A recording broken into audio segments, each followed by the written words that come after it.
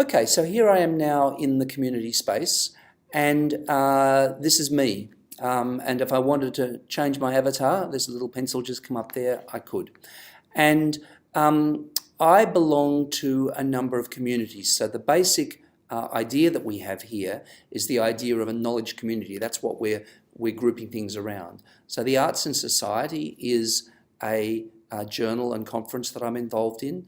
HRE 572 and 457 is a class that I've been recently teaching here at the University of Illinois, and my students have been interacting in the scholar space and working in the scholar space, and you're going to see some of the ways in which they've been interacting. This is a course I taught a little while ago, but it happens to be high up there in the list. These are the most recently looked at or looked up of my communities. That's why they appear here. And also these are a couple of other conferences and journals I'm involved in, and if I go view all there, it brings up a list of all my communities, and I can search them, and I can look for things. Now, what I have in this space is this is a social media space. I don't have friends, not a useful metaphor for knowledge communities or learning environments, and I don't have followers, not a useful thing. I'm not trying to gain popularity in the world. These are the dominant metaphors of other social media like Facebook and Twitter. What I have is I have peers, people who are working with me to give me feedback on my work, to discuss my work, and to discuss the ideas that bring us together, be it us as a class or us as another kind of knowledge community working on knowledge like an academic journal, for example. Now, down the middle of this space, we have an activity stream, and it just happens I've just created a new community here for my latest course, which is going to start next week, which is my EPS 500 Intervention Project 2013. And I did a number of things here to set that up, and that's in my activity stream.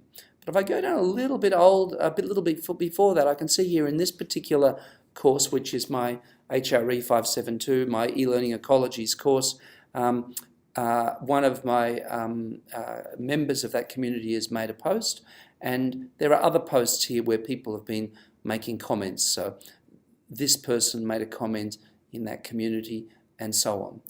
And if I scroll down here, it's actually an infinite scroll that goes on forever, which is a reverse listing of everything that's happening in each of my worlds that's relevant to me. I also have students, and students are people whose accounts I'm responsible for. Now, these may be, well, if you're under 18, you have to be in a relationship where someone else is responsible. If you're over 18, you can also be, if it's like quite a locked-down university course where you want to take responsibility for the students. But if they're adult students, there's no need to do that. And these are my interests here. These are, this is a page where I'm defining who I am in the world, and these are my interests. Okay, what I'm going to do now is let's go in and look at how the dynamics of conversation happens in this space. So I'm going in now to look at a post. Now, you can see now I've now moved over to a community. This is my HRE 572 and 457 class. And we were examining the dynamics of teacher and student learning interactions. And we didn't have teachers in that space, we had community admins. So Mark and Da Yi are my teaching assistants. There I am. And in that class, there were 47 members, the 47 members in the group. Now, one of these members here made a post, right? And you can see here she's made some points, and then a whole lot of other people have come back in and made some very interesting responses to that particular post. Okay, now what this does is this, if you like, reproduces classroom discourse. And if I were to go on to make a post here now, a post is called an update. So let me go here into my updates area. I could make a post now, and if I did, I would go here and look, immediately what's suggested is an extended serious intervention. So what we have here is a cross actually between kind of a Facebook wall or a Twitter feed and a blog. And what we want is serious thought pieces in order to start a conversation. So what an update does, an update starts a conversation. I put in a title, I can put in some text, I can put in various media objects, I put in links, I can put in media objects like images or attachments or videos or audio. All of those can go into an update, and I go down here and I go add an update. And when I do that, that update goes to all the members of the community admins and all the members. Now, what this does is, as you can see, if I go back to the activity stream now this is the activity stream just for this community.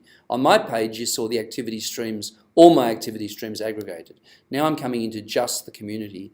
And what you see here is a succession of classroom conversations, classroom discussions going on. Let me go into this one here, for example, a different example. And immediately, look, it's quite a long post. It's very well thought through. It's very well framed. There are long responses to it. And in a way, there are a couple of things about this which make it different from a conventional classroom discussion. The thoughtfulness of the response, but also in terms of my idea of ubiquitous learning, this can happen in the class, or it can happen outside the class. It can happen, this happened outside the class when we weren't meeting together. But let me go back now, I'm going to take you to an example. I'm going to go back to my space here and take you to an example of something that happened inside a classroom space.